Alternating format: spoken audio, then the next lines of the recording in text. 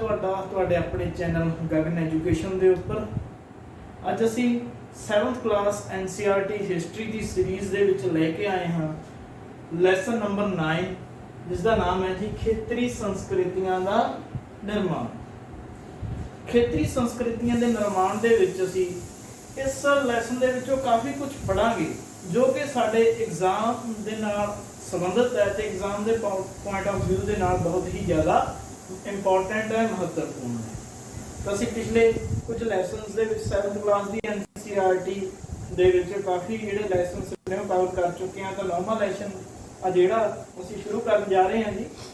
ਤਾਂ ਸਾਡਾ ਅੱਜ ਦਾ ਲੈਸਨ ਹੈ ਖੇਤਰੀ ਸੰਸਕ੍ਰਿਤੀਆਂ ਦਾ ਨਿਰਮਾਣ। ਲੈਸਨ ਸ਼ੁਰੂ ਕਰਨ ਤੋਂ ਪਹਿਲਾਂ ਤੁਹਾਨੂੰ ਇੱਕ ਛੋਟੀ ਜਿਹੀ ਰਿਕੁਐਸਟ ਕਿ ਸਬਸਕ੍ਰਾਈਬ ਕਰ ਲਓ ਸਾਡਾ ਚੈਨਲ ਗਗਨ ਐਜੂਕੇਸ਼ਨ। ਤੇ ਇਸ ਦੇ ਉੱਪਰ ਤੁਹਾਨੂੰ ਬਹੁਤ ਸਾਰੀਆਂ ਜਿਹੜੀਆਂ ਵੀਡੀਓਜ਼ ਨੇਗੀਆਂ ਉਹ ਟਾਈਮਲੀ ਮਿਲਦੀਆਂ ਰਹਿਣਗੀਆਂ ਅਲੱਗ-ਅਲੱਗ ਟੌਪਿਕਸ ਦੇ ਉੱਪਰ। ਤਾਂ ਬਿਨਾਂ ਸਮਾਂ ਗਵਾਉਂਦੇ ਹੋਏ ਸ਼ੁਰੂ ਕਰਦੇ ਹਾਂ ਜੀ ਸਾਡਾ ਅੱਜ ਦਾ ਲੈਸਨ ਖੇਤਰੀ ਸੰਸਕ੍ਰਿਤੀਆਂ ਦਾ ਨਿਰਮਾਣ। ਇਸ ਦੇ ਵਿੱਚ ਅਸੀਂ ਰੀਜਨਲ ਕਲਚਰ ਹੈ ਜਿਹੜਾ ਅਲੱਗ-ਅਲੱਗ ਪਾਰਟਸ ਦਾ ਇੰਡੀਆ ਦੇ ਜਿਹੜੇ ਉਹਨਾਂ ਬਾਰੇ ਜਾਣਕਾਰੀ ਪ੍ਰਾਪਤ ਕਰਾਂਗੇ ਕਿ ਇੰਡੀਆ ਦੇ ਅਲੱਗ-ਅਲੱਗ ਰੀਜਨ ਦੇ ਵਿੱਚ ਕਿਸ ਤਰ੍ਹਾਂ ਦਾ ਜਿਹੜਾ ਕਲਚਰ ਸੀ ਉਸ ਸਮੇਂ ਪੰਪ ਰਿਹਾ ਸੀ, ਕਿਹੜੇ-ਕਿਹੜੇ ਲੋਕ ਨਾਚ ਸੀ, ਕਿਸ ਤਰ੍ਹਾਂ ਦੀ ਜਿਹੜੀ ਬੋਲੀ ਆ ਉਹ ਬੋਲੀ ਜਾਂਦੀ ਸੀ, ਕਿਸ ਤਰ੍ਹਾਂ ਦੀ ਜਿਹੜੀ ਲੈਂਗੁਏਜ ਦੇ ਵਿੱਚ ਲਿਖਿਆ ਜਾਂਦਾ ਸੀਗਾ ਜਾਂ ਕਿਹੜੀ ਭਾਸ਼ਾ ਦਾ ਉਦੋਂ ਜ਼ਿਆਦਾ ਪ੍ਰਭਾਵ ਸੀ, ਕਿਸ ਤਰ੍ਹਾਂ ਦੇ ਗੀਤ ਸੀ ਗਾਏ ਜਾਂਦੇ ਸੀ, ਉਹ ਸਾਰਾ ਕੁਝ ਇਸ ਦੇ ਵਿੱਚ ਅਸੀਂ ਪੜਾਂਗੇ। ਤਾਂ ਸ਼ੁਰੂ ਕਰਦੇ ਹਾਂ ਜੀ। ਸਭ ਤੋਂ ਪਹਿਲਾਂ ਅਸੀਂ ਸਾਊਥ ਇੰਡੀਆ ਤੋਂ ਸ਼ੁਰੂ ਕਰਾਂਗੇ। ਸਾਡਾ ਜਿਹੜਾ ਦੱਖਣੀ ਭਾਰਤ ਹੈ ਉੱਥੋਂ ਅਸੀਂ ਸ਼ੁਰੂ ਕਰਾਂਗੇ ਕਿਉਂਕਿ ਸਾਊਥ ਇੰਡੀਆ ਦਾ ਜਿਹੜਾ ਕਲਚਰ ਹੈ ਉਹ ਕਾਫੀ ਓਲਡ ਹੈ, ਏਸ਼ੀਅੰਟ ਹੈਗਾ। ਕਾਫੀ ਸਮਾਂ ਪਹਿਲਾਂ ਉੱਥੇ ਜਿਹੜੇ ਰਾਜੇ ਸੀ ਉਹਨਾਂ ਨੇ ਰਾਜ ਕੀਤਾ, ਆਪਣੇ ਸਵਰਾਜ ਸਥਾਪਿਤ ਕੀਤੇ ਤੇ ਕਈ ਭਾਸ਼ਾਵਾਂ ਦਾ ਉਹਨਾਂ ਨੇ ਵਿਕਾਸ ਕੀਤਾ। ਉੱਥੋਂ ਦੀ ਜਿਹੜੀ ਮੰਦਰ ਸੰਸਕ੍ਰਿਤੀ ਹੈ, ਉੱਥੋਂ ਦੀ ਜਿਹੜਾ ਸੰਗਮ ਸਾਹਿਤ ਬਾਰੇ ਅਸੀਂ ਪੜ੍ਹਿਆ ਹੈਗਾ ਉਹ ਕਾਫੀ ਰੌਚਕ ਚੀਜ਼ਾਂ ਨੇਗੀਆਂ ਜਿਹੜੀਆਂ ਸਾਨੂੰ ਹਿਸਟਰੀ ਬਾਰੇ ਉਸ ਸਮੇਂ ਦੇ ਇਤਿਹਾਸ ਬਾਰੇ ਬਹੁਤ ਜਿਹੜੀ ਗਿਆਨਵਰਧਕ ਜਾਣਕਾਰੀ ਦਿੰਦੀਆਂ ਨੇਗੀਆਂ। ਤਾਂ ਸ਼ੁਰੂ ਕਰਦੇ ਜੀ ਸਾਊਥ ਇੰਡੀਆ ਤੋਂ ਚੇਰ ਅਤੇ ਮਲਿਆਲਮ ਭਾਸ਼ਾ ਤੋਂ। ਚੇਰ ਭਾਸ਼ਾ ਅਤੇ ਮਲਿਆਲਮ ਭਾਸ਼ਾ ਦਾ ਵਿਕਾਸ ਹੈ ਜਿਹੜਾ ਉਹ ਕਿਵੇਂ ਹੋਇਆ। ਤਾਂ ਇਹਦੇ ਵਿੱਚ ਇੱਕ ਦੋ ਚੀਜ਼ਾਂ ਨੋਟ ਕਰਨ ਵਾਲੀਆਂ ਹੋਣਗੀਆਂ। ਮਹੋਦਯਪੁਰਮ ਇੱਕ ਨਾਮ ਹੈ ਜੀ, ਮਹੋਦਯਪੁਰਮ। ਇਹ ਕੀ ਹੈਗਾ? ਇੱਕ ਜਗ੍ਹਾ ਦਾ ਨਾਮ ਹੈ, ਪਾਰਟ ਦਾ ਨਾਮ ਹੈ। ਚੇਰ ਰਾਜ ਜਿਹੜਾ ਉਸ ਸਮੇਂ ਚੇਰ ਰਾਜੇ ਸੀ, ਜਿਹੜੇ ਖੇਤਰ ਤੇ ਰਾਜ ਕਰ ਰਹੇ ਸੀ ਉਸ ਨੂੰ ਚੇਰ ਰਾਜ ਕਿਹਾ ਜਾਂਦਾ ਹੈਗਾ। ਉਸ ਰਾਜ ਦੇ ਵਿੱਚ ਜਾਂ ਪ੍ਰਾਇਦੀਪ ਦੇ ਪੱਛਮੀ ਭਾਗ ਵਿੱਚ, ਉਸ ਰਾਜ ਦੇ ਪੱਛਮੀ ਭਾਗ ਵਿੱਚ ਇੱਕ ਖੇਤਰ ਸੀ, ਖਿੱਤਾ ਸੀ ਜਿਸ ਨੂੰ ਮਹੋਦਯਪੁਰਮ ਕਿਹਾ ਜਾਂਦਾ ਸੀ। ਅੱਜ ਦੇ ਕੇਰਲਾ ਦੇ ਵਿੱਚ ਤੁਸੀਂ ਇਹ ਸਮਝ ਲਵੋ। ਉਸ ਖੇਤਰ ਦੇ ਵਿੱਚ ਜਿਹੜਾ ਚੇਰ ਰਾਜ ਸੀਗਾ ਉਹ ਸਥਾਪਿਤ ਕੀਤਾ ਗਿਆ ਸੀਗਾ। ਉਸ ਖੇਤਰ ਦੇ ਉੱਪਰ ਜਿਹੜੇ ਚੇਰ ਰਾਜੇ ਸੀ ਉਹ ਰਾਜ ਕਰ ਰਹੇ ਸੀ ਤੇ ਉਸ ਖੇਤਰ ਦੀ ਜਿਹੜੀ ਭਾਸ਼ਾ ਕਿਹੜੀ ਸੀ ਉਹ ਸੀ ਜੀ ਮਲਿਆਲਮ। ਮਲਿਆਲਮ ਭਾਸ਼ਾ ਦਾ ਉਸ ਸਮੇਂ ਪ੍ਰਯੋਗ ਉਸ ਖੇਤਰ ਦੇ ਵਿੱਚ, ਉਸ ਖਿੱਤੇ ਦੇ ਵਿੱਚ ਕੀਤਾ ਜਾਂਦਾ ਸੀਗਾ। ਚੇਰ ਰਾਜੇ ਅਤੇ ਉੱਥੋਂ ਦੀ ਜਿਹੜੀ ਜਨਤਾ ਸੀ ਉਹ ਵੀ ਇਸੇ ਭਾਸ਼ਾ ਦਾ ਪ੍ਰਯੋਗ ਕਰਦੀ ਸੀ। ਤੇ ਪਹਿਲਾਂ ਇਹ ਆਮ ਬੋਲੀ ਜਾਣ ਵਾਲੀ ਭਾਸ਼ਾ ਸੀ, ਮੌਖਿਕ ਰੂਪ ਦੇ ਵਿੱਚ ਵਰਤੀ ਜਾਂਦੀ ਸੀ, ਪਰ ਬਾਅਦ ਦੇ ਵਿੱਚ ਜਿਵੇਂ ਜਿਵੇਂ ਸਮਾਂ ਬੀਤਦਾ ਗਿਆ ਲਿਟਰੇਚਰ ਲਿਖਣਾ ਵੀ ਇਸ ਲੈਂਗੁਏਜ ਦੇ ਵਿੱਚ ਸ਼ੁਰੂ ਕੀਤਾ ਗਿਆ। ਚੇਰ ਅਤੇ ਸੰਸਕ੍ਰਿਤ ਇਹ ਦੋ ਭਾਸ਼ਾਵਾਂ, ਕਿਉਂਕਿ ਪਹਿਲਾਂ ਸੰਸਕ੍ਰਿਤ ਇੱਕ ਸਾਡੇ ਇੰਡੀਆ ਦੀ ਏਸ਼ੀਅੰਟ ਲੈਂਗੁਏਜ ਹੈ ਜਿਹਦੇ ਵਿੱਚ ਵੇਦਾਸ ਵਗੈਰਾ ਲਿਖੇ ਗਏ ਸੀ। ਤਾਂ ਇਸ ਦਾ ਪ੍ਰਭਾਵ ਸਾਡੀਆਂ ਸਾਰੀਆਂ ਜਿੰਨੀਆਂ ਵੀ ਲੈਂਗੁਏਜਸ ਨੇਗੀਆਂ, ਸਭ ਲੈਂਗੁਏਜਸ ਨੇ, ਬੋਲੀਆਂ ਨੇ, ਉਪਬੋਲੀਆਂ ਨੇ, ਉਹਨਾਂ ਤੇ ਜ਼ਰੂਰ ਕਿਤੇ ਨਾ ਕਿਤੇ ਪੈਂਦਾ ਹੈਗਾ। ਅਤੇ ਮਲਿਆਲਮ ਭਾਸ਼ਾ ਤੇ ਵੀ ਜਿਹੜਾ ਸੰਸਕ੍ਰਿਤ ਲੈਂਗੁਏਜ ਆ ਉਸਦਾ ਬਹੁਤ ਜ਼ਿਆਦਾ ਪ੍ਰਭਾਵ ਸੀਗਾ। ਦੋਨਾਂ ਭਾਸ਼ਾਵਾਂ ਦਾ ਪ੍ਰਯੋਗ ਉਸ ਸਮੇਂ ਕੀਤਾ ਜਾਂਦਾ ਸੀ, ਪਰ ਲੋਕਲ ਲੋਕ ਸੀ ਜਿਹੜੇ ਉਹ ਮਲਿਆਲਮ ਹੀ ਬੋਲਦੇ ਸੀ। ਮਲਿਆਲਮ ਭਾਸ਼ਾ ਦੀ ਜੇ ਅਸੀਂ ਪਹਿਲੀ ਲਿਖਤ ਦੀ ਗੱਲ ਕਰੀਏ, ਪਹਿਲੀ ਰਚਨਾ ਦੀ ਗੱਲ ਕਰੀਏ ਤਾਂ ਉਹ 12ਵੀਂ ਸਦੀ ਦੇ ਵਿੱਚ ਲਿਖੀ ਗਈ ਮੰਨੀ ਜਾਂਦੀ ਹੈਗੀ।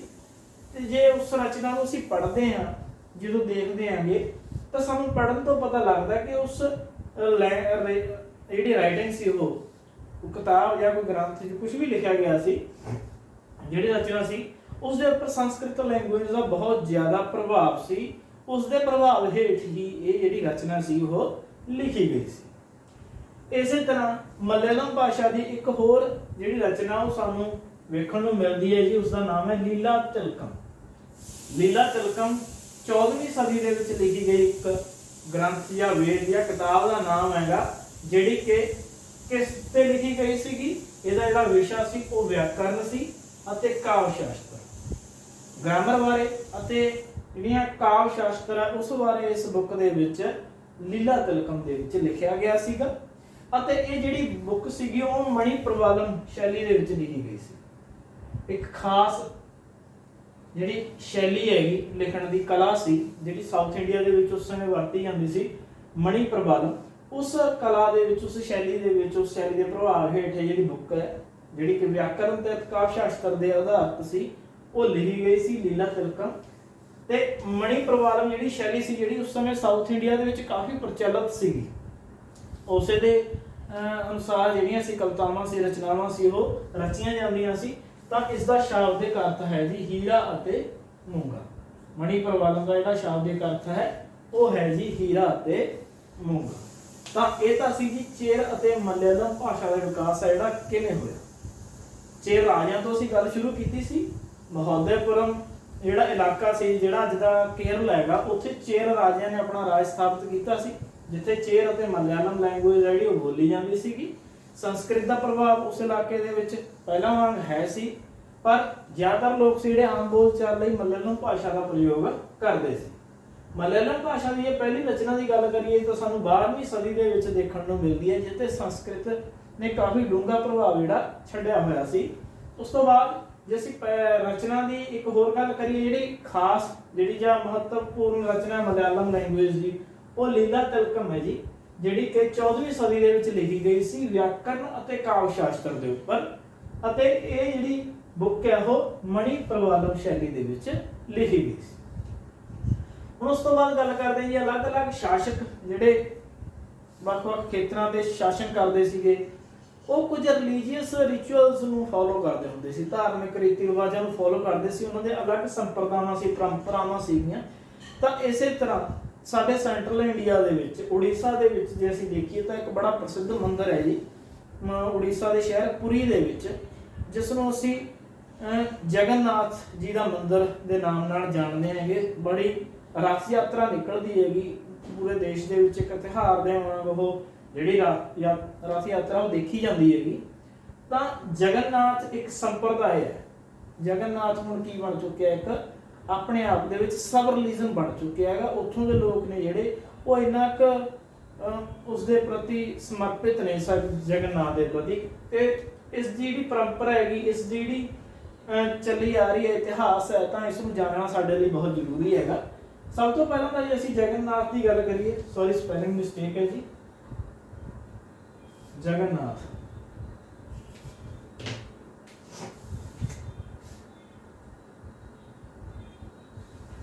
ਤਾਂ ਜਗਨਨਾਥ ਦਾ ਜਿਹੜਾ ਮੀਨਿੰਗ ਕੀ ਹੈ, ਜਗਨਨਾਥ ਦਾ ਮੀਨਿੰਗ ਹੈ ਜੀ ਦੁਨੀਆ ਦਾ ਮਾਲਕ, ਜਗਤ ਨੂੰ ਪਾਲਣ ਵਾਲਾ, ਦੁਨੀਆ ਦਾ ਮਾਲਕ। ਜਗਨਨਾਥ ਇਸ ਦਾ ਮੀਨਿੰਗ ਹੈ। ਤੇ ਜਗਨਨਾਥ ਭਗਵਾਨ ਜਗਨਨਾਥ ਨੂੰ ਸ਼੍ਰੀ ਵਿਸ਼ਨੂੰ ਦਾ ਅਵਤਾਰ ਜਿਹੜਾ ਹੈਗਾ ਮੰਨਿਆ ਗਿਆ ਹੈਗਾ ਤੇ ਮੰਨਿਆ ਜਾਂਦਾ ਵੀ ਹੈ ਉਸ ਇਲਾਕੇ ਦੇ ਵਿੱਚ।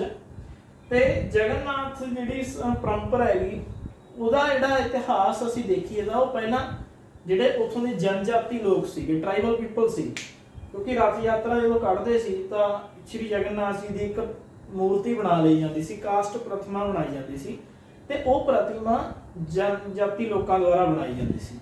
ਤੇ ਅੱਜ ਦੇ ਟਾਈਮ ਦੇ ਵਿੱਚ ਵੀ ਉਸ ਪਰੰਪਰਾ ਨੂੰ ਉਸੇ ਹੀ ਤਰ੍ਹਾਂ ਜਾਰੀ ਰੱਖਿਆ ਹੋਇਆ ਉੱਥੋਂ ਦੇ ਲੋਕਾਂ ਨੇ। ਜਦੋਂ ਅੱਜ ਵੀ ਰਥ ਯਾਤਰਾ ਜਗਨਨਾਥ ਦੇ ਵਿੱਚ ਨਿਕਲਦੀ ਹੈ ਤਾਂ ਜਗਨਨਾਥ ਜੀ ਦੀ ਜਿਹੜੀ ਕਾਸਟ ਪ੍ਰਤਿਮਾ ਹੈ ਉਹ ਅੱਜ ਵੀ ਉੱਥੋਂ ਦੇ ਜਿਹੜੇ ਜਨਜਾਤੀ ਲੋਕ ਨੇ ਉਹਨਾਂ ਦੁਆਰਾ ਬਣਾਈ ਜਾਂਦੀ ਹੈ, ਲੋਕਲ ਪੀਪਲਸ ਦੁਆਰਾ ਬਣਾਈ ਜਾਂਦੀ ਹੈ। ਉਹਦੇ ਵਿੱਚ ਜਿਹੜੇ ਨਵੇਂ ਕਾਰੀਗਰ ਨੇ ਉਹਨਾਂ ਦਾ ਕੋਈ ਵੀ ਜਿਹੜਾ ਪਾਰਟਿਸਿਪੇਟ ਨਹੀਂ ਹੁੰਦਾ। ਤੇ ਇਸ ਦੀ ਜਿਹੜੀ ਹਿਸਟਰੀ ਹੈ ਜੀ ਜਗਨਨਾਥ ਜੀ ਦੀ, ਉਹ ਇਸ ਤਰ੍ਹਾਂ ਹੈਗੀ ਕਿ 12ਵੀਂ ਸਦੀ ਦੇ ਵਿੱਚ ਇੱਕ ਰਾਜਾ ਹੋਏ ਸੀ, ਗੰਗ ਵੰਸ਼ ਦੇ ਰਾਜਾ। ਕਿਹੜੇ ਵੰਸ਼ ਦੇ? ਗੰਗ ਵੰਸ਼ ਦੇ ਰਾਜਾ ਹੋਏ ਸੀ, ਉਹਨਾਂ ਦਾ ਨਾਮ ਸੀ ਅਨੰਤ ਵਰਮਨ। ਤਾਂ ਗੰਗ ਵੰਸ਼ ਦੇ ਰਾਜਾ ਅਨੰਤ ਵਰਮਨ ਨੇ ਉੜੀਸਾ ਦੇ ਪੁਰੀ ਵਿਖੇ ਇੱਕ ਮੰਦਿਰ ਬਣਵਾਉਣ ਦਾ ਨਿਸ਼ਚਾ ਕੀਤਾ ਸੀਗਾ। ਉਹਨੇ ਸੋਚਿਆ ਸੀ ਵੀ ਮੈਂ ਇੱਕ ਪੁਰੀ ਵਿਖੇ ਮੰਦਿਰ ਬਣਵਾਵਾਂਗਾ ਤੇ ਉਹ ਮੰਦਿਰ ਕਿਸ ਨੂੰ ਸਮਰਪਿਤ ਹੋਵੇਗਾ? ਭਗਵਾਨ ਸ਼੍ਰੀ ਜਗਨਨਾਥ ਜੀ ਨੂੰ ਸਮਰਪਿਤ ਹੋਵੇਗਾ। ਤੇ ਉਹਨਾਂ ਨੇ ਉਸ ਤੋਂ ਬਾਅਦ ਦੇ ਵਿੱਚ ਉੱਥੇ ਮੰਦਿਰ ਬਣਵਾਇਆ ਗੰਗ ਵੰਸ਼ ਦੇ ਅਨੰਤ ਵਰਮਨ ਨੇ। ਇਸ ਤੋਂ ਬਾਅਦ 1230 ਦੇ ਵਿੱਚ ਇੱਕ ਹੋਰ ਰਾਜਾ ਹੋਏ, ਰਾਜਾ ਅਨੰਗ ਭੀਮ ਤੀਜਾ। ਅਨੰਗ ਭੀਮ III ਸੀ ਜਿਹੜਾ, ਉਸਨੇ ਆਪਣਾ ਪੂਰਾ ਰਾਜ ਸ਼੍ਰੀ ਜਗਨਨਾਥ ਨੂੰ ਸਮਰਪਿਤ ਕਰਤਾ ਸੀਗਾ। ਆਪ ਰਾਜ ਭਾਗ ਉਹਨਾਂ ਨੇ ਨੀਂਦ ਤਿਆਗਤਾ ਸੀ ਤੇ ਆਪਣੇ ਆਪ ਨੂੰ ਜਗਨਨਾਥ ਜੀ ਦਾ ਪ੍ਰਤੀਨਿਧੀ ਘੋਸ਼ਿਤ ਕਰਤਾ ਸੀ ਕਿ ਹੁਣ ਜਗਨਨਾਥ ਜੀ ਦਾ ਜਿਹੜਾ ਅੱਗੇ ਤੋਂ ਜੋ ਵੀ ਵਾਲੀਵਾਸ ਹੋਏਗਾ ਉਹ ਮੈਂ ਹੋਵਾਂਗਾ। ਪੂਰਾ ਆਪਣਾ ਰਾਜ ਉਹਨਾਂ ਨੂੰ ਸਮਰਪਿਤ ਕਰਤਾ ਸੀ। ਉਸ ਤੋਂ ਬਾਅਦ ਇਹ ਜਿਹੜਾ ਜਗਨਨਾਥ ਮੰਦਿਰ ਹੈਗਾ ਉਸ ਦੀ ਪ੍ਰਸਿੱਧੀ ਚਾਰੇ ਪਾਸੇ ਇੰਨੀ ਕੁ ਫੈਲ ਗਈ ਕਿ ਦੂਰ ਦੂਰ ਲੋਕ ਉਹਨੂੰ ਦੇਖਣ ਜਾਂਦੇ ਸੀ। ਅੱਜ ਵੀ ਉੱਥੇ ਰਥ ਯਾਤਰਾ ਦੇ ਦੌਰਾਨ ਤਾਂ ਬਹੁਤ ਸੰਖਿਆ ਦੇ ਵਿੱਚ ਲੋਕ ਜਾਂਦੇ ਹੀ ਨੇ। ਵੈਸੇ ਵੀ ਇੱਕ ਟੂਰਿਸਟ ਪਲੇਸ ਦੇ ਤੌਰ ਤੇ ਵੀ ਤੇ ਦਰਸ਼ਨ ਕਰਨ ਦੇ ਲਈ ਵੀ ਬਹੁਤ ਸਾਰੇ ਜਿਹੜੇ ਡਿਵੋਟੀ ਨੇ ਉਹ ਅਲੱਗ-ਅਲੱਗ ਭਾਗਾਂ ਦੇ ਵਿੱਚੋਂ ਪੁਰੀ ਵਿਖੇ ਸ਼੍ਰੀ ਜਗਨਨਾਥ ਮੰਦਿਰ ਜਾਂਦੇ ਨੇ। ਇਹ ਜਗਨਨਾਥ ਸੰਪਰਦਾਇ ਦੀ ਗੱਲ ਕੀਤੀ ਸੀ। ਉਸ ਤੋਂ ਬਾਅਦ ਇਸੇ ਤਰ੍ਹਾਂ ਹੀ ਇੱਕ ਸਾਡਾ ਨਾਚ ਜੋ ਸਾਡੇ ਇਤਿਹਾਸ ਦੇ ਵਿੱਚ ਇੱਕ ਬੜਾ ਇੰਪੋਰਟੈਂਟ ਸਥਾਨ ਰੱਖਦਾ ਹੈਗਾ ਉਹ ਹੈ ਜੀ ਕੱਥਕ। ਕੱਥਕ ਇੱਕ ਨਾਚ ਹੈ। ਵੈਸੇ ਜੇ ਕੱਥਕ ਦੇਖੀਏ ਤਾਂ ਕੱਥਕ ਦਾ ਜਿਹੜਾ ਸ਼ਾਬਦਿਕ ਅਰਥ ਹੈ ਕਥਾ। ਕਥਾ ਤੋਂ ਬਣਿਆ। ਕਥਾ ਮੀਨਸ ਕਹਾਣੀ, ਕੋਈ ਸਟੋਰੀ। ਕਿਸੇ ਸਟੋਰੀ ਨੂੰ ਇੱਕ ਅਲੱਗ ਤਰੀਕੇ ਨਾਲ ਲੋਕਾਂ ਸਾਹਮਣੇ ਪੇਸ਼ ਕਰਨਾ, ਨਾਟਕ ਦੇ ਰੂਪ ਵਿੱਚ, ਸੰਗੀਤ ਦੇ ਰੂਪ ਵਿੱਚ ਪੇਸ਼ ਕਰਨਾ, ਉਸੇ ਨੂੰ ਕੱਥਕ ਕਿਹਾ ਜਾਂਦਾ ਹੈਗਾ। ਕੱਥਕ ਹੈ ਜਿਹੜਾ ਅਸਲ ਦੇ ਵਿੱਚ ਉੱਤਰ ਭਾਰਤ ਦੇ ਵਿੱਚ, ਨਾਰਥ ਇੰਡੀਆ ਦੇ ਵਿੱਚ ਜਿਹੜੇ ਮੰਦਿਰ ਸੀ ਉਸ ਮੰਦਿਰਾਂ ਦੇ ਵਿੱਚ ਲੋਕ ਕੁਝ ਕਹਾਣੀ ਸੁਣਾਉਣ ਵਾਲੇ ਲੋਕ ਹੁੰਦੇ ਸੀਗੇ। ਉਹਨਾਂ ਦੀ ਜਿਹੜੀ ਕਾਸਟ ਹੈ, ਉਹਨਾਂ ਦੀ ਜਾਤੀ ਨੂੰ ਕੱਥਕ ਕਿਹਾ ਜਾਂਦਾ ਸੀਗਾ ਕਿਉਂਕਿ ਉਹਨਾਂ ਦਾ ਕਹਾਣੀ ਸੁਣਾਉਣ ਦਾ ਜਿਹੜਾ ਤਰੀਕਾ ਸੀ, ਢੰਗ ਸੀ, ਉਹ ਦੂਸਰੇ ਲੋਕਾਂ ਨਾਲੋਂ ਵੱਖਰਾ ਹੁੰਦਾ ਸੀ। ਉਹ ਜਦੋਂ ਕਹਾਣੀ ਸੁਣਾਉਂਦੇ ਸੀ ਆਪਣੇ ਜਿਹੜੇ ਐਕਸਪ੍ਰੈਸ਼ਨ ਨੇ, ਹਾਵ ਭਾਵ ਨੇ, ਉਹਨੂੰ ਸੰਗੀਤ ਦੇ ਨਾਲ ਜੋੜ ਕੇ ਲੋਕਾਂ ਸਾਹਮਣੇ ਨਾਟਕ ਦੇ ਰੂਪ ਦੇ ਵਿੱਚ ਲੈ ਕੇ ਆਉਂਦੇ ਸੀਗੇ। ਤਾਂ 15ਵੀਂ ਅਤੇ 16ਵੀਂ ਸਦੀ ਦੇ ਵਿੱਚ ਇਹ ਜਿਹੜਾ ਕੱਥਕ ਹੈ, ਇੱਕ ਨਾਚ ਹੈ, ਉਹ ਵਿਸ਼ੇਸ਼ ਨਾਚ ਦਾ ਰੂਪ ਧਾਰਨ ਕਰ ਗਿਆ ਸੀਗਾ। ਠੀਕ ਹੈ ਜੀ। ਇਹਦੇ ਵਿੱਚ ਜਿਹੜੀਆਂ ਕਹਾਣੀਆਂ ਦੱਸੀਆਂ ਜਾਂਦੀਆਂ ਸੀ ਉਹ ਸ਼੍ਰੀ ਕ੍ਰਿਸ਼ਨ ਅਤੇ ਰਾਧਾ ਦੀਆਂ ਦੱਸੀਆਂ ਜਾਂਦੀਆਂ ਸੀ। ਰਾਧਾ ਕ੍ਰਿਸ਼ਨ ਦੀਆਂ ਜਿਹੜੀਆਂ ਪੁਰਾਣਿਕ ਕਥਾਵਾਂ ਨੇ ਜਿਨ੍ਹਾਂ ਨੂੰ ਅਸੀਂ ਰਾਸ ਲੀਲਾ ਕਹਿ ਦਿੰਦੇ ਹਾਂ, ਉਹਨਾਂ ਨੂੰ ਦਰਸ਼ਕਾਂ ਅੱਗੇ ਨਾਟਕ ਦੇ ਰੂਪ ਦੇ ਵਿੱਚ ਪੇਸ਼ ਕੀਤਾ ਜਾਂਦਾ ਸੀ। ਕੱਥਕ ਕਾਫੀ ਸਮਾਂ ਚੱਲਦਾ ਰਿਹਾ ਮੰਦਿਰਾਂ ਦੇ ਵਿੱਚ। ਉਸ ਤੋਂ ਬਾਅਦ ਇਹ ਦੋ ਘਰਾਣਿਆਂ ਦੇ ਵਿੱਚ ਅੱਗੇ ਡਿਵਾਈਡ ਹੋ ਗਿਆ ਸੀਗਾ। ਪਹਿਲਾ ਘਰਾਣਾ ਰਾਜਸਥਾਨ ਜੈਪੁਰ ਨਾਲ ਸੰਬੰਧ ਰੱਖਦਾ ਜੀ ਅਤੇ ਦੂਸਰਾ ਘਰਾਣਾ ਲਖਨਊ ਨਾਲ। ਫਿਰ ਦੋਨਾਂ ਘਰਾਣਿਆਂ ਦੇ ਵਿੱਚ ਉਸਨੂੰ ਇੰਪੋਰਟੈਂਸ ਦਿੱਤੀ ਜਾਂਦੀ ਰਹੀ ਅਤੇ ਬਾਅਦ ਦੇ ਵਿੱਚ ਜਦੋਂ ਆਪਸ ਦੇ ਅੰਤਮ ਸ਼ਾਸਕ ਵਾਜਿਦ ਅਲੀ ਸ਼ਾਹ ਹੋਏ ਤਾਂ ਉਹਨਾਂ ਨੇ ਇਸ ਨਾਚ ਨੂੰ ਸੰਰਖਣ ਦਿੱਤਾ ਆਪਣੇ ਦਰਬਾਰ ਦੇ ਵਿੱਚ। ਤਾਂ ਉਸ ਸਮੇਂ ਉਹ ਕਰਵਾਉਂਦੇ ਹੁੰਦੇ ਸੀ ਕੱਥਕ ਖਾਸੇ ਉਤਸ਼ਾਹ ਦੇ ਨਾਲ। ਤਾਂ ਉਸ ਸਮੇਂ ਜਿਹੜਾ ਇਹ ਨਾਚ ਸੀ ਉਹ ਇੱਕ ਪ੍ਰਮੁੱਖ ਕਲਾ ਰੂਪ ਬਣ ਗਿਆ ਸੀ ਸਾਡੇ ਇੰਡੀਆ ਦਾ। ਇਸ ਨੂੰ ਇੱਕ ਆਰਟ ਦੇ ਰੂਪ ਦੇ ਵਿੱਚ ਦੇਖਿਆ ਜਾਣ ਲੱਗਿਆ ਸੀਗਾ। ਤੇ ਬਾਅਦ ਦੇ ਵਿੱਚ ਆਜ਼ਾਦੀ ਤੋਂ ਬਾਅਦ ਕੱਥਕ ਨੂੰ ਸਾਡੇ ਭਾਰਤ ਦੇ ਜਿਹੜੇ ਸ਼ਾਸਤਰੀ ਸੰਗੀਤ ਨੇ, ਸ਼ਾਸਤਰੀ ਨਾਚ ਨੇਗੇ, ਉਹਨਾਂ ਦੇ ਵਿੱਚ ਸ਼ਾਸਤਰੀ ਨਾਚਾਂ ਦੇ ਵਿੱਚੋਂ ਜਗ੍ਹਾ ਦਿੱਤੀ ਗਈ ਹੈ। ਤਾਂ ਭਾਰਤ ਦੇ ਜਿਹੜੇ ਸ਼ਾਸਤਰੀ ਨਾਚ ਨੇ ਉਹਨਾਂ ਦੇ ਵੀ ਇੱਕ ਥੋੜੀ ਜਿਹੀ ਨਿਗਾਹ ਮਾਰਦੇ ਆ। ਕਿਹੜੇ ਨੇ 6 ਸ਼ਾਸਤਰੀ ਨਾਚ ਜਿਹੜੇ ਭਾਰਤ ਦੇ ਇੱਥੇ ਦੱਸੇ ਗਏ ਨੇ। ਸਭ ਤੋਂ ਪਹਿਲਾਂ ਹੈ ਜੀ ਭਾਰਤ ਨਾਟਯਮ, ਜਿਹੜਾ ਤਾਮਿਲਨਾਡੂ ਦਾ ਲੋਕ ਨਾਚ ਹੈਗਾ। ਉੜੀਸੀ, ਉੜੀਸਾ ਦਾ। ਮਣੀਪੁਰੀ, ਮਣੀਪੁਰ ਨਾਲ ਸੰਬੰਧਿਤ ਹੈ ਜੀ। ਕਥਾਕਲੀ, ਕੇਰਲ ਨਾਲ ਸੰਬੰਧਿਤ। ਕੁਚੀਪੁੜੀ, ਆਂਧਰਾ ਪ੍ਰਦੇਸ਼ ਨਾਲ ਸੰਬੰਧਿਤ ਹੈ। ਅਤੇ ਇਹ ਕੱਥਕ ਹੈ ਜਿਹੜਾ ਯੂਪੀ ਦੇ ਵਿੱਚ ਕਾਫੀ ਮੰਦਿਰਾਂ ਦੇ ਵਿੱਚ ਇਸ ਨੂੰ, ਜਾਂ ਹੁਣ ਤਾਂ ਆਮ ਮਹਾਉਤਸਵ ਹੁੰਦੇ ਨੇ ਜਿਹੜੇ, ਉਹਨਾਂ ਦੇ ਵਿੱਚ ਇਸ ਨੂੰ ਪਰਫਾਰਮ ਕੀਤਾ ਜਾਂਦਾ ਹੈ। ਤਾਂ ਇਹ ਪਹਿਲਾ ਪਾਰਟ ਸਾਡੇ ਲੈਸਨ ਦਾ, ਜਿਹਦੇ ਵਿੱਚ ਅਸੀਂ 3-4 ਚੀਜ਼ਾਂ ਜਾਂ 4 ਟੌਪਿਕਸ ਨੇ ਜਿਹੜੇ ਉਹਨਾਂ ਦੀ ਗੱਲ ਕੀਤੀ ਹੈ। ਸਭ ਤੋਂ ਪਹਿਲਾਂ ਅਸੀਂ ਚੇਰ ਅਤੇ ਮਲਿਆਲਮ ਭਾਸ਼ਾ ਦੀ ਗੱਲ ਕੀਤੀ ਸੀ। ਫਿਰ ਅਸੀਂ ਜਗਨਨਾਥ ਸੰਪਰਦਾਇ ਦੀ ਗੱਲ ਕੀਤੀ ਅਤੇ ਉਸ ਤੋਂ ਬਾਅਦ ਕੱਥਕ ਦੀ ਗੱਲ ਕੀਤੀ ਹੈ ਕਿ ਕਿਸ ਤਰ੍ਹਾਂ ਇਹ ਕੱਥਕ ਹੈ ਕੀ ਹੈ, ਕਿਸ ਤਰ੍ਹਾਂ ਲੋਕਲ ਲੈਵਲ ਤੋਂ ਇਹ ਪੂਰੇ ਰਾਸ਼ਟਰੀ ਪੱਧਰ ਦੇ ਉੱਪਰ ਜਿਹੜਾ ਫੇਮਸ ਹੋਇਆ, ਇੱਕ ਨਾਚ ਦਾ ਰੂਪ ਇਸਨੇ ਧਾਰਿਆ ਤੇ ਹੁਣੇ ਭਾਰਤ ਦੇ 6 ਜਿਹੜੇ ਸ਼ਾਸਤਰੀ ਨਾਚ ਨੇ ਉਹਨਾਂ ਦੇ ਵਿੱਚ ਸ਼ਾਮਿਲ ਹੈ। ਤਾਂ ਅਸੀਂ ਸਟਾਰਟ ਕਰਦੇ ਹਾਂ ਜੀ ਸਾਡੀ ਵੀਡੀਓ ਦਾ ਦੂਸਰਾ ਪਾਰਟ। ਹਾਂਜੀ, ਸ਼ੁਰੂ ਕਰਦੇ ਹਾਂ ਅਸੀਂ ਦੂਸਰਾ ਪਾਰਟ ਇਸ ਲੈਸਨ ਦਾ। ਪਹਿਲੇ ਪਾਰਟ ਦੇ ਵਿੱਚ ਅਸੀਂ ਕੱਥਕ ਜਿਹੜਾ ਨਾਚ ਆ ਉਸ ਤੱਕ ਪੜ੍ਹਿਆ ਸੀਗਾ ਕਿ ਕੱਥਕ ਨਾਚ ਕਿਵੇਂ ਹੌਲੀ ਹੌਲੀ ਲੋਕਲ ਲੈਵਲ ਤੋਂ ਉੱਪਰ ਉੱਠ ਕੇ ਸਾਡੇ ਜਿਹੜੇ ਸ਼ਾਸਤਰੀ ਨਾਚ ਨੇ ਉਹਨਾਂ ਦੇ ਵਿੱਚ ਉਸਨੇ ਜਗ੍ਹਾ ਬਣਾਈ। ਤਾਂ ਇਸ ਪਾਰਟ ਦੇ ਵਿੱਚ ਅਸੀਂ ਲਘੂ ਚਿੱਤਰਾਂ ਤੋਂ ਸ਼ੁਰੂ ਕਰਾਂਗੇ ਜੀ। ਲਘੂ ਚਿੱਤਰ ਪੇਂਟਿੰਗਸ ਨੂੰ ਕਿਹਾ ਜਾਂਦਾ ਹੈਗਾ, ਜਿਹੜੇ ਛੋਟੇ ਛੋਟੇ ਪੇਂਟਿੰਗਸ ਬਣਾਈਆਂ ਜਾਂਦੀਆਂ ਨੇਗੀਆਂ, ਉਹਨਾਂ ਦੇ ਵਿੱਚ ਕਾਫੀ ਜਿਹੜੀਆਂ ਡਿਟੇਲਸ ਦਿਖਾਈਆਂ ਜਾਂਦੀਆਂ ਨੇ, ਉਹਨਾਂ ਨੂੰ ਲਘੂ ਚਿੱਤਰ ਕਿਹਾ ਜਾਂਦਾ ਹੈਗਾ। ਸਾਡੇ ਨਾਰਥ ਇੰਡੀਆ ਦਾ ਜਿਹੜੇ ਪਹਾੜੀ ਖੇਤਰ ਨੇ, ਪਹਾੜੀ ਪੇਂਟਿੰਗਸ ਅੱਜ ਦੇ ਸਮੇਂ ਦੇ ਵਿੱਚ ਵੀ ਪੁਰਾਣੇ ਸਮੇਂ ਦੇ ਵਿੱਚ ਵੀ ਕਾਫੀ ਜਿਹੜੀਆਂ ਫੇਮਸ ਰਹੀਆਂ ਨੇ। ਆਧੁਨਿਕ ਹਿਮਾਚਲ ਹੈ ਜਿਹੜਾ ਹਿਮਾਚਲ ਪ੍ਰਦੇਸ਼, ਇਸ ਦੇ ਜਿਹੜੇ ਤਲਹੱਟੀ ਦੇ ਖੇਤਰ ਨੇਗੇ, ਨੀਚੇ ਵਾਲੇ ਖੇਤਰ, ਉਹਨਾਂ ਖੇਤਰਾਂ ਦੇ ਵਿੱਚ ਜਿਹੜੀਆਂ ਪੇਂਟਿੰਗਸ ਨੇ ਆਮ ਦੇਖਣ ਨੂੰ ਮਿਲਦੀਆਂ ਨੇਗੀਆਂ। ਇਹਦਾ ਵੀ ਇੱਕ ਕਾਰਨ ਹੈਗਾ ਕਿ ਇਹ ਪੇਂਟਿੰਗਸ ਉਸ ਖੇਤਰ ਦੇ ਵਿੱਚ ਹੀ ਕਿਉਂ ਦੇਖਣ ਨੂੰ ਮਿਲਦੀਆਂ ਨੇ, ਕਿਉਂਕਿ 17ਵੀਂ ਸਦੀ ਦੇ ਦੌਰਾਨ ਜਦੋਂ 1739 ਦੇ ਵਿੱਚ ਨਾਦਰ ਸ਼ਾਹ ਨੇ ਭਾਰਤ ਦੇ ਉੱਪਰ ਹਮਲਾ ਕੀਤਾ ਸੀ ਤੇ ਹੋਰ ਵੀ ਬਹੁਤ ਸਾਰੇ ਹਮਲਾਵਰ ਭਾਰਤ ਦੇ ਉੱਪਰ ਹਮਲਾ ਕਰ ਰਹੇ ਸੀ, ਖਾਸ ਕਰਕੇ ਉੱਤਰੀ ਭਾਰਤ ਦੇ ਵਿੱਚ। ਤਾਂ ਜਿਹੜੇ ਪੇਂਟਰ ਸੀਗੇ ਇਹ ਆਪਣੇ ਆਪ ਨੂੰ ਬਚਾਉਣ ਦੇ ਲਈ ਮੈਦਾਨਾਂ ਦੇ ਵਿੱਚੋਂ ਭੱਜ ਕੇ ਹਿਮਾਚਲ ਪ੍ਰਦੇਸ਼ ਦੇ ਜਿਹੜੇ ਪਹਾੜੀ ਖੇਤਰ ਨੇ, ਕਾਂਗੜਾ ਅਤੇ ਉਸਦੇ ਆਲੇ ਦੁਆਲੇ ਦੇ ਖੇਤਰਾਂ ਦੇ ਵਿੱਚ ਜਾ ਕੇ ਵਸ ਗਏ ਸੀ ਤੇ ਉੱਥੇ ਜਾ ਕੇ ਇਹਨਾਂ ਨੇ ਆਪਣੀਆਂ ਜਿਹੜੇ ਪੇਂਟਿੰਗਸ ਨੇ ਉਹਨਾਂ ਨੂੰ ਜਾਰੀ ਰੱਖਿਆ ਤੇ ਉੱਥੇ ਇੱਕ ਨਵੀਂ ਜਿਹੜੀ ਸ਼ੈਲੀ ਸੀ ਉਹ ਤਿਆਰ ਕੀਤੀ। ਤਾਂ ਇਸ ਤਰ੍ਹਾਂ ਇਹ ਕਾਂਗੜਾ ਜਿਹੜੀ ਸ਼ੈਲੀ ਹੈ, ਪੇਂਟਿੰਗਸ ਨੇ ਕਾਂਗੜਾ ਦੀਆਂ, ਇਹਨਾਂ ਨੇ ਆਪਣਾ ਇੱਕ ਅਲੱਗ ਸਥਾਨ ਪੇਂਟਿੰਗਸ ਦੇ ਵਿੱਚ ਬਣਾ ਲਿਆ, ਕਲਾ ਦੇ ਵਿੱਚ ਬਣਾ ਲਿਆ ਸੀਗਾ। 17ਵੀਂ ਸਦੀ ਤੋਂ ਬਾਅਦ ਇੱਕ ਖਾਸ ਤਰ੍ਹਾਂ ਦੀ ਜਿਹੜੀ ਪੇਂਟਿੰਗਸ ਬਣਾਉਣ ਦੀ, ਲਘੂ ਚਿੱਤਰ ਬਣਾਉਣ ਦੀ ਜਿਹੜੀ ਸ਼ੈਲੀ ਸੀ ਉਸਦਾ ਵਿਕਾਸ ਹੋਇਆ ਸੀ ਤੇ ਇਸ ਸ਼ੈਲੀ ਨੂੰ ਬਸੋਹਲੀ ਸ਼ੈਲੀ ਕਿਹਾ ਜਾਂਦਾ ਹੈ। ਕੀ ਕਿਹਾ ਜਾਂਦਾ ਜੀ? ਬਸੋਹਲੀ ਸ਼ੈਲੀ। ਤੇ ਇਸ ਸ਼ੈਲੀ ਦੇ ਉੱਪਰ ਇੱਕ ਬੁੱਕ ਵੀ ਲਿਖੀ ਗਈ ਹੈ ਜਿਹੜੀ ਲਘੂ ਚਿੱਤਰਾਂ ਦੇ ਉੱਪਰ ਆਧਾਰਿਤ ਹੈ, ਕਾਫੀ ਫੇਮਸ ਹੈ, ਇੰਪੋਰਟੈਂਟ ਹੈ ਜੀ, ਆ ਜਾਂਦੀ ਹੁੰਦੀ ਹੈ ਕਈ ਵਾਰ। ਉਸ ਬੁੱਕ ਦਾ ਨਾਮ ਹੈ ਜੀ ਰਾਸ ਮੰਜਰੀ ਅਤੇ ਉਸਦੇ ਲੇਖਕ ਨੇ ਜੀ ਭਾਨੂ ਦੱਤ। ਭਾਨੂ ਦੱਤ ਦੁਆਰਾ ਲਿਖੀ ਗਈ ਰਾਸ ਮੰਜਰੀ, ਜਿਹੜੀ ਕਿ ਖਾਸ ਕਰਕੇ ਇਹਨਾਂ ਪੇਂਟਿੰਗਸ ਦੇ ਉੱਪਰ ਲਿਖੀ ਗਈ ਬੁੱਕ ਹੈ। ਨਾਦਰ ਸ਼ਾਹ ਦਾ ਹਮਲਾ ਹੋਇਆ ਸੀ 1739 ਦੇ ਵਿੱਚ। ਤਾਂ ਜਿਹੜੇ ਚਿੱਤਰਕਾਰ ਸੀਗੇ, ਜਿੰਨੇ ਵੀ ਪੇਂਟਰ ਸੀ, ਉਹ ਪਲਾਇਨ ਕਰ ਗਏ ਸੀ, ਮਾਈਗ੍ਰੇਟ ਹੋ ਗਏ ਸੀ ਕਿੱਧਰ? ਕਾਂਗੜਾ ਤੇ ਉਸਦੇ ਆਸ-ਪਾਸ ਦੇ ਖੇਤਰਾਂ ਦੇ ਵਿੱਚ। ਤੇ ਉੱਥੇ ਜਾ ਕੇ ਉਹਨਾਂ ਨੇ ਇੱਕ ਆਪਣੀ ਨਵੀਂ ਜਿਹੜੀ ਸ਼ੈਲੀ ਹੈ ਉਹ ਵਿਕਸਿਤ ਕਰ ਲਈ ਸੀ ਤੇ ਉਸ ਸ਼ੈਲੀ ਨੂੰ ਕਾਂਗੜਾ ਸ਼ੈਲੀ ਦੇ ਨਾਮ ਨਾਲ ਜਾਣਿਆ ਜਾਂਦਾ ਹੈ।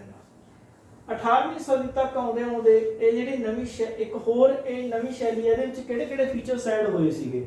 ਹੁਣ ਇਹਨਾਂ ਪੇਂਟਿੰਗਸ ਦੇ ਵਿੱਚ ਠੰਡੇ ਜਿਹੜੇ ਨੀਲੇ ਰੰਗ ਸੀਗੇ, ਹਰੇ ਰੰਗ ਸੀ ਅਤੇ ਜਿਹੜੇ ਸੌਫਟ ਕਲਰ ਸੀ ਉਹਨਾਂ ਦਾ ਪ੍ਰਯੋਗ ਜ਼ਿਆਦਾ ਹੋਣਾ ਲੱਗ ਗਿਆ ਸੀ। ਪਹਿਲਾਂ ਨਾਲੋਂ ਇਹ ਚੀਜ਼ ਇਸ ਦੀ ਅਲੱਗ ਹੋ ਗਈ ਸੀ ਕਿ ਪੇਂਟਿੰਗਸ ਦੇ ਵਿੱਚ ਹੁਣ ਬਲੂ ਕਲਰ, ਜਿਹੜੇ ਠੰਡੇ ਨੀਲੇ ਰੰਗ ਸੀ, ਹਰੇ ਰੰਗਾਂ ਦਾ ਅਤੇ ਸੌਫਟ ਕਲਰਸ, ਕੋਮਲ ਰੰਗਾਂ ਦਾ ਇਸਤੇਮਾਲ ਜ਼ਿਆਦਾ ਕੀਤਾ ਜਾਣਾ ਲੱਗ ਗਿਆ ਸੀ। ਇਹ ਕਾਂਗੜਾ ਸ਼ੈਲੀ ਬਾਰੇ ਪੂਰਾ ਆਪਾਂ ਜਿਹੜੀ ਇਨਫੋਰਮੇਸ਼ਨ ਉਹ ਲੈ ਚੁੱਕੇ ਹਾਂ ਜੀ।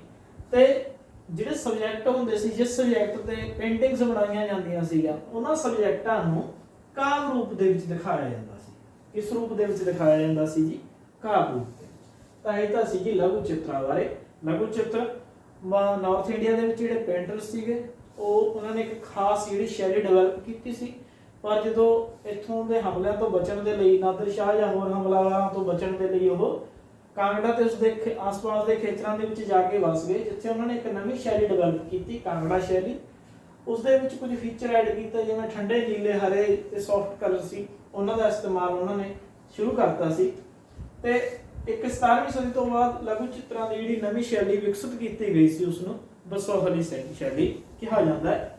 ਇਸ ਤੇ ਇੱਕ ਬੁੱਕ ਵੀ ਜਿਹੜੀ ਲਿਖੀ ਗਈ ਹੈ ਉਹ ਹੈ ਜੀ ਰਾਸ ਮੰਜਰੀ, ਜਿਸ ਦੇ ਲੇਖਕ ਨੇ ਭਾਨੂ ਦੱਤ। ਤਾਂ ਹੁਣ ਅਸੀਂ ਗੱਲ ਕਰਦੇ ਹਾਂ ਜੀ ਬੰਗਾਲ ਦੀ। ਬੰਗਾਲ ਇੱਕ ਇੰਪੋਰਟੈਂਟ ਪਲੇਸ ਰਿਹਾ ਹੈਗਾ ਭਾਰਤ ਦਾ। ਉਹ ਪ੍ਰਾਚੀਨ ਸਮੇਂ ਤੋਂ ਲੈ ਕੇ ਹੁਣ ਤੱਕ ਹੁਣ ਵੀ ਇੰਪੋਰਟੈਂਟ ਪਲੇਸ ਬਣਿਆ ਹੋਇਆ ਹੈਗਾ। ਅੱਜ ਦੇ ਟਾਈਮ ਦੇ ਵਿੱਚ ਵੀ ਅਸੀਂ ਦੇਖਦੇ ਹਾਂ ਕਿ ਬੰਗਾਲ ਨੂੰ ਲੈ ਕੇ ਬਹੁਤ ਜ਼ਿਆਦਾ ਜੱਦੋ-ਜਹਿਦ ਰਹਿੰਦੀ ਹੈ ਪੂਰੇ ਦੇਸ਼ ਦੇ ਵਿੱਚ। ਤਾਂ ਬੰਗਾਲ ਹੈ ਜਿਹੜਾ ਪ੍ਰਾਚੀਨ ਸਮੇਂ ਤੋਂ ਇੰਪੋਰਟੈਂਟ ਰਿਹਾ। ਕਿਵੇਂ ਰਿਹਾ ਹੈਗਾ? ਟੱਚ ਦੇ ਵਿੱਚ ਕਿਵੇਂ ਆਇਆ ਇਹ? ਕਿਉਂਕਿ 3rd ਤੇ 4th ਸੈਂਚੁਰੀ ਦੇ ਵਿੱਚ ਜਿਹੜਾ ਬੰਗਾਲ ਸੀਗਾ ਉਸਦਾ ਵਪਾਰ ਸੀ ਜਿਹੜਾ ਉਹ ਮਗਧ ਦੇ ਨਾਲ ਹੋਣਾ ਸ਼ੁਰੂ ਹੋ ਗਿਆ ਸੀ। ਮਗਧ ਪਟਨਾ ਦਾ ਇਲਾਕਾ, ਯੂਪੀ ਦਾ ਇਲਾਕਾ, ਜਿੱਥੇ ਕਿ ਗੁਪਤ ਸ਼ਾਸਕਾਂ ਦਾ ਕਾਫੀ ਸਮਾਂ ਕੰਟਰੋਲ ਰਹੇਗਾ, ਰਾਜ ਰਹੇਗਾ।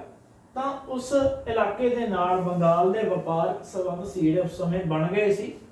ਕਿਉਂਕਿ ਸੰਸਕ੍ਰਿਤ ਦਾ ਜ਼ਿਆਦਾ ਪ੍ਰਭਾਵ ਸੀ ਮਗਧ ਦੇ ਵਿੱਚ, ਤਾਂ ਬੰਗਾਲ ਦੇ ਵਿੱਚ ਵੀ ਹੌਲੀ ਹੌਲੀ ਜਿਹੜਾ ਇਹ ਪ੍ਰਭਾਵ ਹੈ ਉਹ ਦੇਖਣਾ ਸ਼ੁਰੂ ਹੋ ਗਿਆ ਸੀ। 4ਥੀ ਸਦੀ ਦੇ ਦੌਰਾਨ ਕੀ ਹੋਇਆ? ਕਿਹੜੇ ਗੁਪਤ ਵੰਸ਼ੀ ਸ਼ਾਸਕ ਸੀਗੇ, ਗੁਪਤ ਸ਼ਾਸਕ ਸੀ ਜਿਹੜੇ ਉਹਨਾਂ ਨੇ ਬੰਗਾਲ ਦਾ ਜਿਹੜਾ ਉੱਤਰੀ ਹਿੱਸਾ ਸੀ, ਨਾਰਥ ਵਾਲਾ ਪਾਰਟ ਸੀਗਾ, ਉਸ ਦੇ ਉੱਪਰ ਹੁਣ ਆਪਣਾ ਪੂਰੀ ਤਰ੍ਹਾਂ ਨਾਲ ਰਾਜਨੀਤਿਕ ਕੰਟਰੋਲ ਸਥਾਪਿਤ ਕਰ ਲਿਆ ਸੀ। ਪ੍ਰਸ਼ਾਸਨਿਕ ਕੰਮ ਸੀ ਜਿਹੜੇ ਉਹ ਮਗਧ ਦੇ ਕੰਟਰੋਲ ਦੇ ਵਿੱਚ ਆ ਗਏ ਸੀਗੇ ਸਾਰੇ।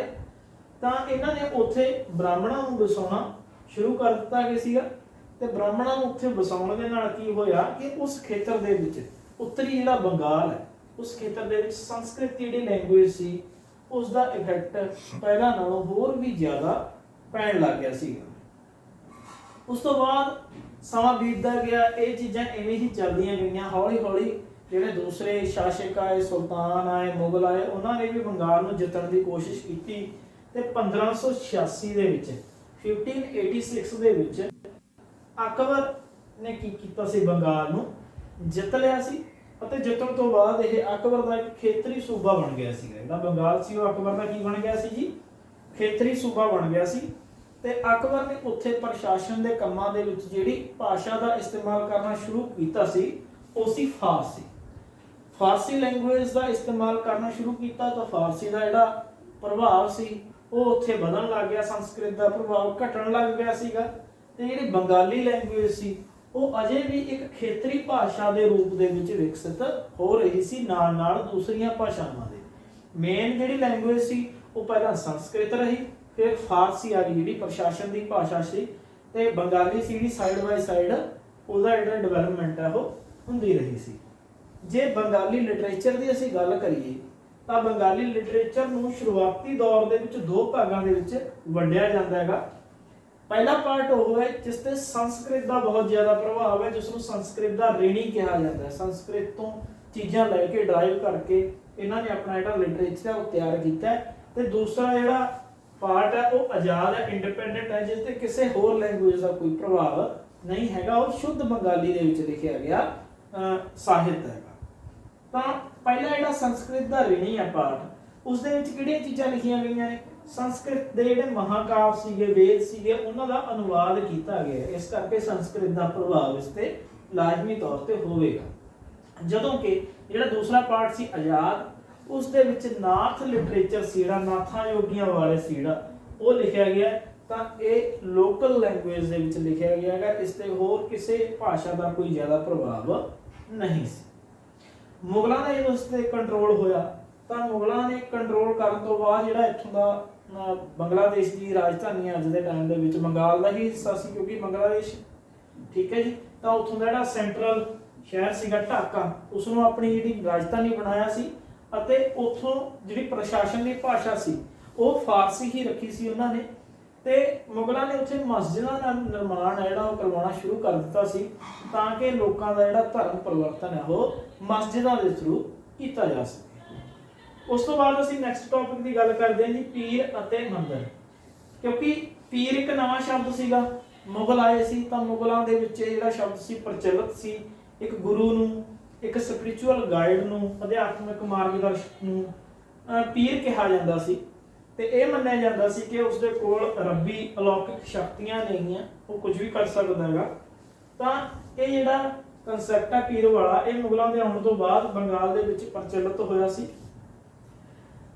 ਜਿਵੇਂ ਜਿਵੇਂ ਇਹਨਾਂ ਦਾ ਪ੍ਰਭਾਵ ਵਧਿਆ ਮੰਦਰਾਂ ਜਾਂ ਬ੍ਰਾਹਮਣਾਂ ਦਾ ਪ੍ਰਭਾਵ ਵਧਿਆ, ਤਾਂ ਮੰਦਰਾਂ ਦੇ ਵਿੱਚ ਜਿਹੜੇ ਸਥਾਨਕ ਦੇਵੀ ਦੇਵਤੇ ਸੀ ਹੌਲੀ ਹੌਲੀ ਉਹਨਾਂ ਦੀਆਂ ਜਿਹੜੀਆਂ ਮੂਰਤੀਆਂ ਸਥਾਪਿਤ ਹੋਣ ਲੱਗ ਗਈਆਂ ਸੀ। ਪਹਿਲਾਂ ਜਿਹੜੇ ਮੇਨ ਜਿਹੜੇ ਦੇਵੀ ਦੇਵਤੇ ਸੀ ਉਹਨਾਂ ਦੀਆਂ ਹੀ ਮੂਰਤੀਆਂ ਮੰਦਰਾਂ ਦੇ ਵਿੱਚ ਲਗਾਈਆਂ ਜਾਂਦੀਆਂ ਸੀ, ਸਥਾਨਕ ਦੇਵੀ ਦੇਵਤਿਆਂ ਦੀਆਂ ਨਹੀਂ ਲਗਾਈਆਂ ਜਾਂਦੀਆਂ ਸੀ। ਪਰ ਹੌਲੀ ਹੌਲੀ ਲੋਕਲ ਜਿਹੜੇ ਦੇਵੀ ਦੇਵਤੇ ਸੀਗੇ ਉਹਨਾਂ ਦੀਆਂ ਜਿਹੜੀਆਂ ਮੂਰਤੀਆਂ ਸੀ ਉਹ ਵੀ ਹੁਣ ਮੰਦਰਾਂ ਦੇ ਵਿੱਚ ਸਥਾਪਿਤ ਹੋਣ ਲੱਗ ਗਈਆਂ ਸੀ।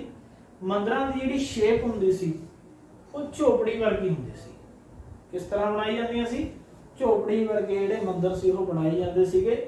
ਦੋ ਪ੍ਰਕਾਰ ਦੇ ਹੁੰਦੇ ਸੀ, ਇੱਕ 2 ਛੱਤਾਂ ਵਾਲੇ, ਇੱਕ 4 ਛੱਤਾਂ ਵਾਲੇ। ਜਿਸ ਦੀਆਂ 2 ਛੱਤਾਂ ਹੁੰਦੀਆਂ ਸੀ ਜਿਹੜੇ ਮੰਦਰਾਂ ਦੀਆਂ, ਤੇ ਜਿਹੜੇ ਮੰਦਰਾਂ ਦੀਆਂ ਛੱਤ ਨੂੰ 4 ਭਾਗਾਂ ਦੇ ਵਿੱਚ ਵੰਡਿਆ ਜਾਂਦਾ ਸੀ। 2 ਛੱਤਾਂ ਵਾਲੇ ਮੰਦਰਾਂ ਨੂੰ 2 ਚਾਲਾਂ ਅਤੇ 4 ਛੱਤਾਂ ਵਾਲੇ ਮੰਦਰਾਂ ਨੂੰ ਚੌਬਾਦਾ ਦਾ ਨਾਮ ਦਿੱਤਾ ਜਾਂਦਾ ਸੀ। ਤੇ ਇਹ ਸੀ ਜੀ ਬੰਗਾਲ ਦੇ ਬਾਰੇ, ਜਿਸ ਦੀ ਅਸੀਂ ਗੱਲ ਕਰੀ ਕਿ ਮਗਧ ਦੇ ਵਪਾਰਕ ਸੰਬੰਧ ਬਣਾਏ। ਉਸ ਤੋਂ ਬਾਅਦ ਮਗਧ ਦੇ ਸ਼ਾਸਕਾਂ ਦਾ ਨਾਰਥ ਪਾਰਟ ਦੇ ਉੱਪਰ ਕੰਟਰੋਲ ਰਿਹਾ, ਸੰਸਕ੍ਰਿਤ ਦਾ ਪ੍ਰਭਾਵ ਰਿਹਾ, ਬ੍ਰਾਹਮਣਾਂ ਨੂੰ ਵਸਾਇਆ ਗਿਆ, ਅਕਬਰ ਦੇ ਅਧੀਨ ਆ ਕੇ ਫਾਰਸੀ ਪ੍ਰਸ਼ਾਸਨਿਕ ਭਾਸ਼ਾ ਹੋਈ, ਮਸਜਿਦਾਂ ਦਾ ਨਿਰਮਾਣ ਕੀਤਾ ਗਿਆ। ਲਿਟਰੇਚਰ ਦੋ ਭਾਗਾਂ ਦੇ ਵਿੱਚ ਵੰਡਿਆ ਜਾਂਦਾ ਹੈ। ਪਹਿਲਾ ਪਾਰਟ ਜਿਸ ਤੇ ਸੰਸਕ੍ਰਿਤ ਦਾ ਪ੍ਰਭਾਵ ਹੈ, ਦੂਸਰਾ ਜਿਹੜਾ ਆਜ਼ਾਦ ਹੈ। ਪਹਿਲੇ ਦੇ ਵਿੱਚ ਸੰਸਕ੍ਰਿਤ ਮਹਾਕਾਵਾਂ ਦੇ ਜਿਹੜੇ ਅਨੁਵਾਦ ਨੇ ਉਹ ਕੀਤੇ ਗਏ ਨੇ, ਦੂਸਰਾ ਨਾਥ ਜੋਗੀਆਂ ਬਾਰੇ। ਮੁਗਲਾਂ ਨੇ ਢਾਕਾ ਦੇ ਨੂੰ ਆਪਣੀ ਰਾਜਧਾਨੀ ਬਣਾਇਆ ਸੀ ਅਤੇ ਫਾਰਸੀ ਸੀ ਜਿਹੜੀ ਉਹ ਉਸੇ ਤਰ੍ਹਾਂ ਪ੍ਰਸ਼ਾਸਨ ਦੀ ਭਾਸ਼ਾ ਰੱਖੀ ਗਈ ਸੀ। ਪੀਰ ਅਤੇ ਮੰਦਰ ਦੇ ਵਿੱਚ ਅਸੀਂ ਪੜ੍ਹਿਆ ਸੀ ਕਿ ਪੀਰ ਕੀ ਹੈਗਾ। ਮੁਗਲਾਂ ਦੇ ਨਾਲ ਇਹ ਜਿਹੜਾ ਸ਼ਬਦ ਹੈ ਉਹ ਆਇਆ ਸੀ ਚੱਲਣ ਦੇ ਵਿੱਚ। ਅਧਿਆਤਮਕ ਮਾਰਗਦਰਸ਼ਕ ਸਪਿਰਿਚੁਅਲ ਗਾਈਡ ਨੂੰ ਪੀਰ ਕਿਹਾ ਜਾਂਦਾ ਸੀਗਾ। ਉਸ ਨੂੰ ਦੇਵੀ ਦੇਵਤਿਆਂ ਦਾ ਅਲੌਕਿਕ ਸ਼ਕਤੀਆਂ ਦਾ ਧਾਰਨੀ ਕਿਹਾ ਜਾਂਦਾ ਸੀ।